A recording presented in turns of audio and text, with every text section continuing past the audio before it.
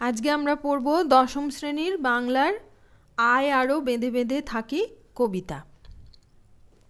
কবিতাটি কবি শঙ্খ ঘোষের রচিত জলই পাষাণ হয়ে আছে এই কাব্যগ্রন্থ থেকে নেওয়া এই কবিতাটি। কবিতাটার মধ্যে কবি বলতে চেয়েছেন যে আমাদের এই পৃথিবী আজ ভীষণভাবে সংকটের মুখোমুখি। কারণ কি, চারিদিকে চলছে সাম্রাজ্যবাদী আগ্রাসন এবং ধর্মান্ধতা।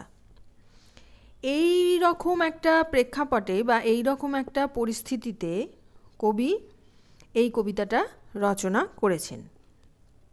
কবি তাই জন্য প্রথমেই বলছেন যে আমাদের ডান বা বাম উভয় দিকেই রয়েছে ধ্বংসের নিশ্চিত ইঙ্গিত। মানে যেই দিকেই আমরা যাই না কেন আমরা কিন্তু ধ্বংসলীলার মুখোমুখি হব, এটা একেবারেই আমাদের নিশ্চিত ঘটনা।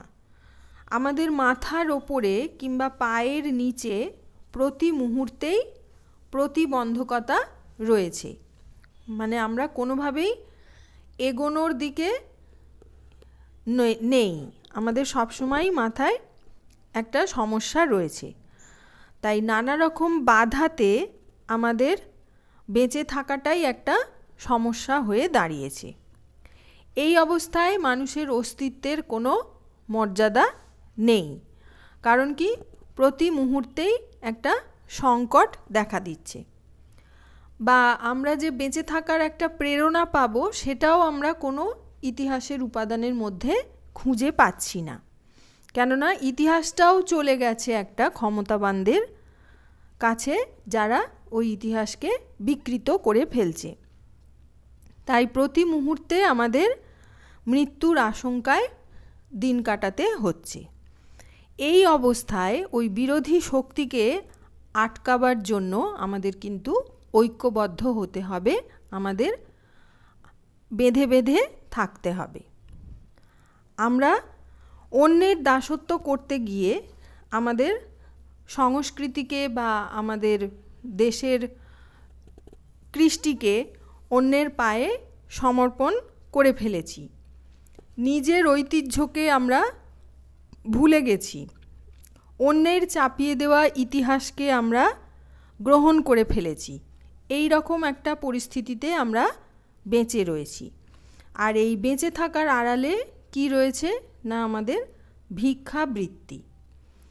এর মধ্যে 2-4 জন কিন্তু শুভবুদ্ধি সম্পন্ন মানুষও রয়েছেন যারা এদেশের মানুষকে একাত্ম করতে চাইছেন। কারণ এই একাত্মতাই হলো এই মুহূর্তে আমাদের পৃথিবীর চরম প্রাণ শক্তি। তাই পারস্পরিক প্রীতি এবং ভালোবাসা এবং বেঁধে থাকার মানসিকতাই কিন্তু আমাদের সভ্যতাকে বাঁচাতে পারে। সেই চেষ্টাই আমাদের সবাইকে করে যেতে হবে, না হলে কিন্তু আমরা এই সংকট মুহূর্ত থেকে বাঁচতে পারবো না। কবি এই কবিতায় এই আহ্বান প্রত্যেকের কাছে জানিয়েছেন যে আমরা প্রত্যেকে একাত্ম হই এবং বেঁধে বেঁধে থাকি, যাতে আমাদের সামাজিক আগ্রাসন আমাদেরকে মৃত্যুর দিকে ঠেলে না দিতে পারে। ঠিক আছে, তোমরা এই কবিতার বিষয়বস্তুটা এইভাবে ভালো করে একটু বুঝে নিয়ে পড়বে, 2-3 বার আমার এই বোঝানোটা শুনবে, তাহলেই দেখবে কবিতাটা সহজ লাগবে। ঠিক আছে।